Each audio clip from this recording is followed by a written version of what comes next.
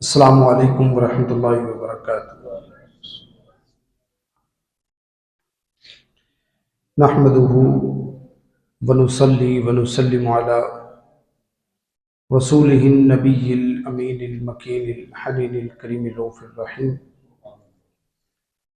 اما بعد فاعوذ باللہ من الشیطان الرجیم، بسم اللہ الرحمن الرحیم۔ وقال اللہ تبارک وتعالی حامیم تنزیل الکتاب من اللہ العزیز العلیم غافر الذنب وقابل التوب شدید العقاب ذی الطول لا الہ الا ہو الیہ المصیر۔ صدق اللہ العظیم۔ معزز و مکرم سامعین محتشم، ماہ شعبان المعظم میں ہم داخل ہیں اور اللہ کی عطاؤں والی رات ہمارے نصیب میں آنے کو ہے۔ 15ویں شعبان، اس کے مختلف نام کتب احادیث میں آئے ہیں۔ کہیں اس کو لیلہ نصف شعبان کہا گیا، کہیں اس کو لیلۃ الجائزہ کہا گیا، کہیں اس کو لیلۃ التقسیم کہا گیا، کہیں اس کو لیلۃ القسمہ کہا گیا۔ بے شمار نام اس رات کے احادیث میں وارد ہوئے ہیں۔ یہ رات شب قدر کے بعد ساری راتوں میں افضل رات ہے، تو ہماری خوش بختی ہے کہ زندگی میں ایک مرتبہ پھر اللہ رب العزت ہمیں یہ رات عطا کر رہا ہے۔ نبی اکرم اقدس اطہر صلی اللہ علیہ وسلم نے فرمایا کہ جس شخص کو یہ رات ملے تو اسے چاہیے کہ وہ اللہ رب العزت سے مانگتا رہے۔ فرمایا کہ چند راتیں ایسی ہیں جن میں اللہ کسی کی بھی کوئی بھی دعا کی گئی رد نہیں کرتا۔ فرمایا کہ ایک رات جمعہ کی رات ہے، دوسری 2 راتیں عیدین کی راتیں ہیں، ایک رجب کی سب سے پہلی رات ہے اور ایک شعبان کی 15ویں رات ہے۔ العزت اگر کوئی ان کے اندر دعا مانگے مالک رد نہیں کرتا، کہ اس رات میں اللہ سب کے سب فیصلے نازل کرتا ہے اور یہ بھی فیصلہ کر دیتا ہے کہ کس کو کتنی روزی ملے گی، اور یہ بھی فیصلہ کر دیتا ہے کہ کون کون اس سال حج پہ جائے گا۔ گویا کاتب تقدیر کو تحریر کر دیتا ہے اس رات میں۔ وہ مالک لاعزل اس رات میں ہر امر کو لکھ دیتا ہے۔ وہ رب ذوالجلال اس رات میں ہر امر کا فیصلہ کر دیتا ہے کہ اس پورے سال کے اندر کیا کیا ہونا ہے۔ اور رسول اکرم صلی اللہ علیہ وسلم کی کچھ عادات شریفہ تھیں ان ایام میں، اس رات میں۔ سب سے زیادہ تو پیارے آقا کریم علیہ الصلوۃ والتسلیم کی عادت شریفہ وہ عبادات کی کثرت کی تھی، کہ وہ عبادات سے غافل نہ رہیں، وہ اللہ رب العزت کے حضوری سے غافل نہ رہیں، وہ اپنے تئیں کوشش کر کے اللہ رب العزت کی اطاعت و فرما برداری کا ہر وہ عمل جو وہ آسانی کے ساتھ ادا کر سکے وہ لازمی ادا کرے۔ زندگی میں یہ لمحات خوش قسمتی سے آتے ہیں۔ اگر کسی کو زیادہ عبادت کا موقع نہ ملے، فقط 2 رکعت پڑھنے کا موقع ملے، اس کو ضائع نہ کرے۔ दुर्रतुन नासिहीन में एक रिवायत मनकूल हुई हजरत ईसा अलैहिस्सलाम के हवाले से कि हजरत ईसा अलैहिस्सलाम दरिया के किनारे किनारे टहल रहे थे। आपने एक पत्थर देखा जो बहुत बड़ा था और अंडे की तरह था। दूर से ऐसा लगता था जैसा अंडा हो, और कमाल यह था कि वो पत्थर सफेद था। नॉर्मल पत्थर सफेद नहीं होता, लेकिन वो पत्थर सफेद था। आप उसके पास गए और अल्लाह रब्बुल इज्जत से कहा कि अल्लाह तेरी क्या शान है, कितना खूबसूरत सफेद रंग का तूने पत्थर बनाया है। अब अल्लाह ने जवाब दिया कि यह तो अजीब नहीं है, अजीब इस पत्थर के अंदर है कुछ। कहा कि या अल्लाह इस पत्थर के अंदर क्या अजीब है? तो अल्लाह रब्बुल इज्जत की तरफ से हुक्म हुआ कि जरा इस पत्थर के अंदर दाखिल हो जाओ। जब वो उस पत्थर के अंदर गए तो एक अजीब मंजर देखा कि कोई सफेद रीश बुजुर्ग है और नफल पढ़ता जा रहा है, नमाज पढ़ता जा रहा है। अजीब मंजर देखा। उन्होंने नमाज से जैसे ही फरागत हासिल की तो पूछा कि आप कौन हैं और इस पत्थर में क्या कर रहे हैं? तो क्या कमाल का अजीब जवाब था कि मैं हजरत मूसा अलैहिस्सलाम का उम्मती हूं और 400 साल से फकत नमाज ही पढ़ रहा हूं। तो कहा तुम आप खाते पीते क्या हैं? कहा कि ये मेरे दाएं हाथ पे खजूर का दरख्त है और अंगूर का दरख्त है। जब भूख लगती है मैं यहां से खजूर और अंगूर दोनों में से कोई एक चीज खा लेता हूं, और मेरे बाएं हाथ के ऊपर पानी की नहर बह रही है, जब प्यास लगती है वहां से पी लेता हूं। इसके अलावा और कोई मेरा अमल नहीं। 400 साल से फकत इबादत ही कर रहा हूं। अब वो जाने कौन सी मखलूक होगी, वो इंसान होंगे, जिन्नात होंगे, कौन सी मखलूक होगी या कि ये तो बड़ा कमाल हो गया, इससे बड़ा इबादत गुजार मैंने अपनी जिंदगी के अंदर नहीं देखा या अल्लाह। तो अल्लाह ने कहा कि ऐ ईसा ताज्जुब में ना पड़ो, तुम्हारे बाद एक नबी आएगा, उसका नाम मोहम्मद होगा सल्लल्लाहु अलैहि वसल्लम, और उसके उम्मतियों को मैं एक रात अता करूंगा। अगर वो उस रात में फकत 2 रकत नफल पढ़ लेंगे तो वो इस शख्स के 400 साल की इबादत से अफजल होंगे।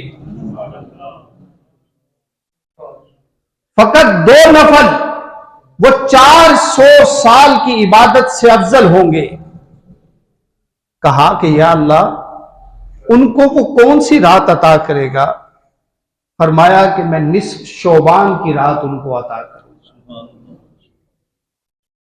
ये वो अजमतों वाली रात है कि जहां थोड़े थोड़े अमल का भी अल्लाह बहुत बड़ा अजर देने वाला है। कोई मौका मिले कोशिश कीजिए नवाफिल पढ़े जाए, सलात तस्बीह की अदायगी हो, अगर और कुछ नहीं तो थोड़ी सी तस्बीहात हो जाए, जिक्र अज़कार हो जाए, अल्लाह की किबरियाई का थोड़ा सा तज़किरा हो जाए, उसका नाम जप लिया जाए, उसके नाम की माला जप ली जाए, उसके नाम का तकरार कर लिया जाए, उसकी तस्बीह और तहलील कर ली जाए, इससे बढ़कर कोई अमल नहीं है।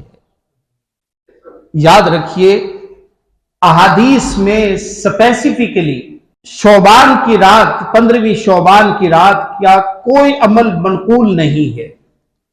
سوائے ایک عمل کے کہ آقا کریم علیہ الصلوۃ والتسلیم نے قبرستان کی زیارت کی ہے۔ بقایا نیک اعمال یہ سارے کے سارے قرون اولا میں سارے کے سارے بزرگان نیک افراد اور سب کے سب کرتے رہے ہیں۔ تو جو جو عمل آپ لوگوں سے ممکن ہو سکے وہ لازمی کیجیے۔ گھروں کے اندر کوشش کریں کہ جتنا زیادہ میکسیمم آپ لوگ ٹائم گزار سکیں، جو میکسیمم ٹائم آپ اللہ کی یاد میں گزار سکے اپنے گھر والوں کے ساتھ ٹائم گزاریں۔ اگر وہ گھر کا ماحول آج کل اس طرح کا نہیں رہا تو پھر مساجد کو آباد کریں، مساجد میں اکٹھے ہو جائے، اکٹھے ہو کے اللہ کو یاد کرنے کی کوشش کریں۔ اور یہ دیکھیے کہ یہ سوال کیا جاتا ہے اکثر کہ شعبان کی نصف شعبان کی رات میں چراغاں کرنا کیسا ہے؟ تو اصل میں ہم لوگ کسی بھی چیز کی اصل کی طرف نہیں جاتے اور ان چھوٹی چھوٹی چیزوں کے اندر انڈلج ہو جاتے ہیں۔ اس کا اصل یہ تھا کہ پہلے شعبان کی رات میں نصف شعبان میں لوگ کثرت کے ساتھ گھروں سے نکل کر مساجد کا رخ کیا کرتے تھے۔ تو پہلے یہ بجلی ہوا کرتی تھی تو ہر گھر والا کیا کرتا کہ اپنے گھر کے باہر وہ ایک شمع جلا دیتا تھا، یا وہ لکڑی کی بڑی سی آگ مشال جلا دیتا تھا، وہ گھر کے باہر لٹکا دیتے تھے۔ اور پھر وہ دور آیا کہ جب لالٹین بنی تھی تو گھر کے باہر وہ ایک طاق بنا ہوتا تھا، اس کے اندر لالٹین جلا کے رکھ دیتے تھے۔ مقصد کیا ہوتا تھا کہ آنے جانے والے لوگوں کے لیے آسانی ہو جائے، ان کو تکلیف نہ ہو، ان کے لیے روشنی ہو جائے کہ عام دنوں میں لوگ کثرت سے گلیوں کے اندر سفر نہیں کرتے، لیکن اس رات میں اتنی کثرت کے ساتھ لوگ آتے جاتے تھے کہ ہر گھر والے نے اپنے گھر کے باہر وہ شمع جلانا شروع کر دی، لالٹین جلانا شروع کر دی۔ تو اس سے یہ رات چراغاں والی مشہور ہو گئی۔ اگر آپ گھر کے باہر کی لائٹ اس نیت کے ساتھ جلا دیں کہ رات کو آنے جانے والوں کے لیے آسانی ہو جائے تو شاید آپ کو بھی اس کا اجر ملے جو قرون اولا کے لوگوں کو ملا کرتا تھا۔ فقط اس کی اصل یہ والی تھی۔ اس کے بعد پھر شروع ہو گیا کہ گھروں کے اوپر وہ لائٹیں جلا دینا اور مختلف قسم کے خرافات کے اندر چلے جانا۔ پھر پٹاخوں کا دور آ گیا، وہ بھی ایک دور گزرا بڑا عجیب و غریب قسم کا۔ تو ان تمام کی تمام چیزوں کی کوئی اصل نہیں ہے۔ ایک اور چیز، اس رات کے اہتمام میں بہت زیادہ کھانے پکانے کا اہتمام کیا جاتا ہے۔ تو ہر شخص اپنی استطاعت کے مطابق، چاہے میٹھا ہو نمکین ہو، تخصیص کوئی نہیں ہے، ہر علاقے کے اندر مختلف چیزیں ہیں۔ ہماری طرف پنجاب میں چنے کی دال کا حلوہ وہ بہت زیادہ اس رات کو بنتا ہے، یہاں ڈیفینیٹلی کچھ اور بنتا ہوگا۔ وہ چنے کی دال کا حلوہ ہر گھر کے اندر بنتا ہے اور تقسیم ہوتا ہے۔ تو ہر علاقے کی اپنا رواج کہہ لیجئے یا کوئی طریقہ کار کہہ لیجئے۔ مطلب اور مقصود یہ ہے کہ جو آسانی کے ساتھ آپ اپنے گھر کے اندر پکا سکیں، بنا سکیں، اللہ کے راستے میں صدقہ کی نیت سے بنائیں۔ کہ اس رات کی اہمیت بہت زیادہ ہے۔ اچھا، اس کی بھی اصل کیا ہے وہ بھی میں عرض کر دیتا ہوں۔ اس کی اصل فقط یہ تھی کہ چونکہ لوگ بہت دور دور سے سفر کر کے آیا کرتے تھے، وہ دور تھا جب علماء کی بات کو سنا جاتا تھا، اتقیاء کی بات کو سنا جاتا تھا، ان کی محافل کا خیر مقدم کیا جاتا تھا، ان کی محفل میں بیٹھنے کو اپنے لیے اجر و ثواب سمجھا جاتا تھا۔ اور یہ آپ لوگ بھی دیکھیے جو سینئرز ہیں کہ جب بڑے بڑے سکالرز آتے تھے، آپ کتنی دور سفر جا کے تقریر سنا کرتے تھے۔ آج تو یہ میٹر ہی ختم ہو گیا، وہ शौक ही खत्म हो गया।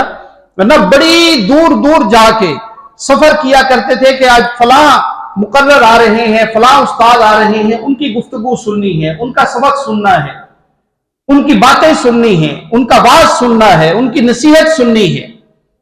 तो बड़ी बड़ी दूर से लोग आया करते थे।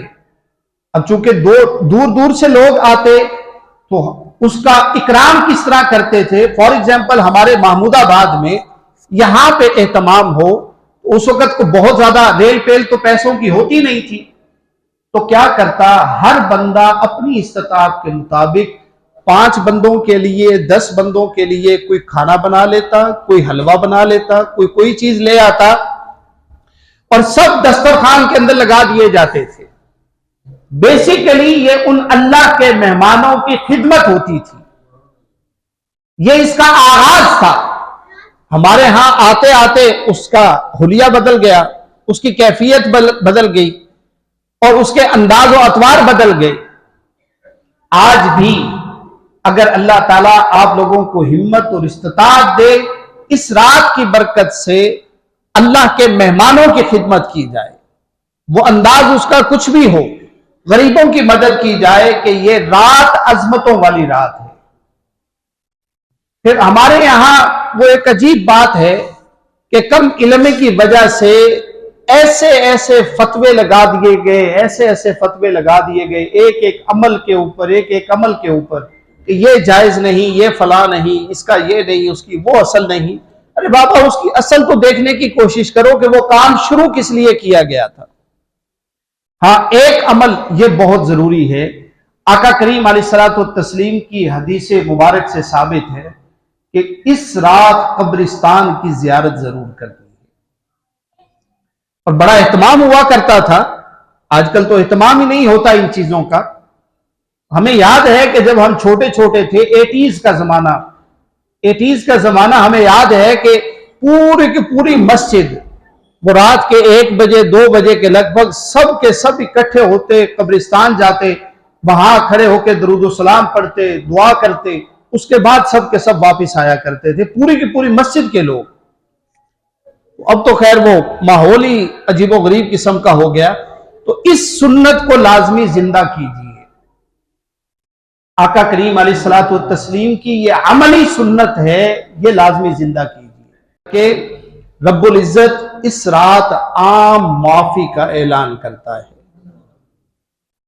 तो पूरे साल में अगर ये मौका अजीजान मन आपको मिलता है, तो इस रात को अपने गुनाहों की माफी तलब कीजिए। एक हदीस मेरे जहन में आई अभी कि आका करीम अलैहिस्सलातु तस्लीम ने अल्लाह रब्बुल इज्जत से सारी उम्मत की माफी मांगी। अल्लाह ने यह दुआ कबूल नहीं की। फरमाया कि जो जालिम होंगे उनको जुल्म का बदला मिलेगा, जो अपने ऊपर जुल्म करने वाले होंगे उनको बदला मिलेगा।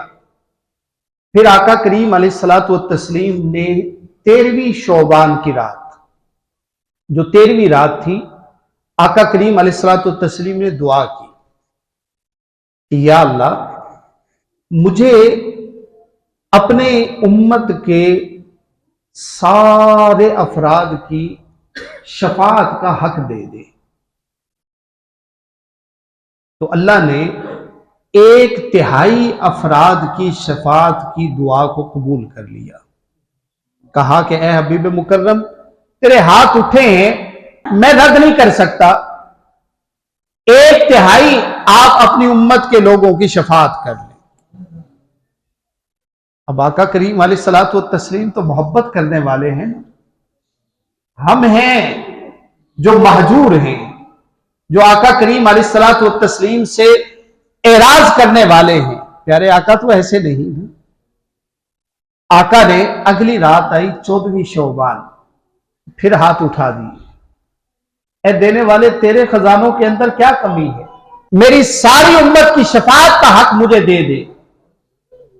तो अल्लाह ने प्यारे हबीब मुकर्रम अलैहिस्सलातु तस्लीम की दुआ को कबूल किया और कहा कि ए हबीब मुकर्रम, सारी उम्मत का नहीं, हाँ 2/3 آپ کی امت کی شفاعت کا حق آپ کو دے دیا کہ آپ اپنی امت کے 2/3 افراد کی شفاعت کریں گے، میں قبول کر لوں گا۔ آقا نے اس پہ بھی اکتفا نہیں کیا۔ آ گئی یہ 15ویں رات، 15ویں شعبان آئی۔ روایات کے اندر ہے کہ آقا کریم علیہ الصلوۃ والتسلیم نے پھر دعا فرمائی۔ وہ کیا حالت اضطرار ہوگا، وہ کیا راز و نیاز ہوگا اللہ اور اس کے حبیب کے درمیان، وہ دعا کا انداز کیا ہوگا کہ اللہ رد نہ کر سکا۔ اللہ نے کہا کہ ٹھیک ہے حبیب، آپ کو آپ کی ساری امت کی شفاعت کا حق دے دیا ہے۔ تو یہ رات آقا کریم علیہ الصلوۃ والتسلیم کو شفاعت ملنے کی رات ہے۔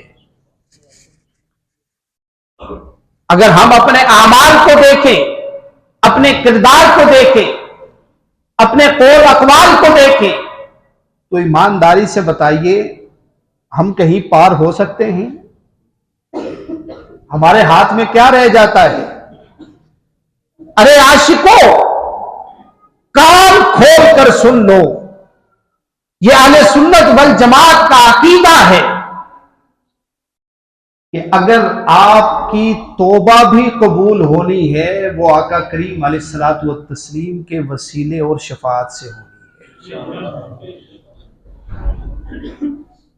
جب حضرت آدم علیہ السلام کی توبہ بھی آقا کریم علیہ الصلوۃ والتسلیم کے در دولت پر آنے سے قبول ہوتی ہے، تو میں اور آپ کیا چیز ہے؟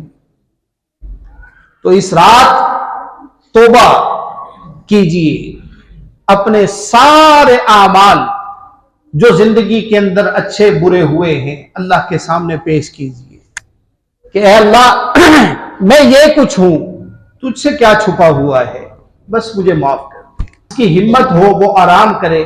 آقا کریم علیہ الصلوۃ والتسلیم کی حدیث مبارکہ ہے قوموا لیلھا وصوموا نہارھا، کہ اس رات کو آپ نے قیام کرنا ہے، جتنی آپ عبادت کر سکیں، اور اگلے دن کا روزہ رکھنا ہے۔ تو جس کو اللہ تعالی ہمت اور توفیق دے تو 15ویں شعبان کا روزہ بھی رکھنا ہے۔ اللہ ہم سب کو اعمال صالحہ کی توفیق عطا فرمائے۔ میں نے ابتدا میں یہ آیات پڑھی تھی کہ اللہ کون ہے؟